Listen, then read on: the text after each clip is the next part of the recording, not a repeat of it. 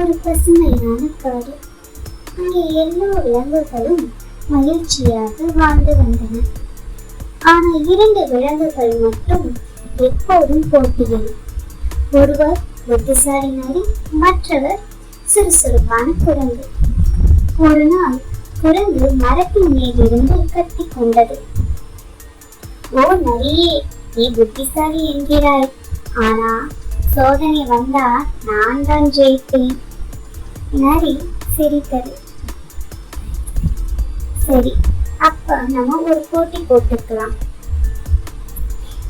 யாரால் காட்டிலிருந்து பக்கத்தில் உள்ள கிராமத்துக்கு உணவு கொண்டு வர முடிகிறதோ அவர்தான் வெற்றி. விலங்குகள் எல்லாம் சத்தம் போட்டு உற்சாகம் காட்டின. யார் ஜெயிப்பாரோ பார்க்கலாம். அடுத்த நாள் காலை நரி வழி தெரிந்து கிராமத்துக்கு போனது.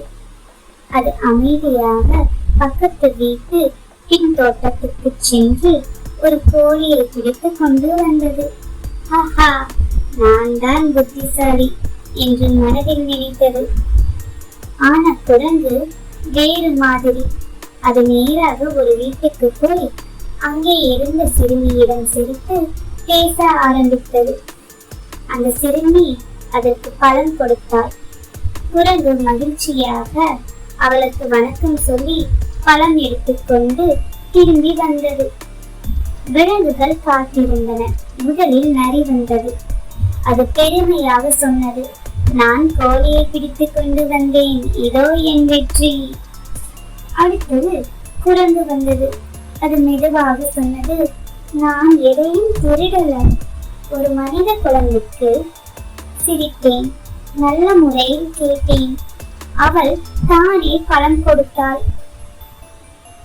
அந்த நேரம் வானம் கருத்தது, மழை பெய்தது. நரி பிடித்த கோழி பயந்து தப்பி ஓடியது. ஆனா குரங்கின் பழம் இன்னும் கையில் தான் இருந்தது. அனைத்து விலங்குகளும் சிரித்தனர்.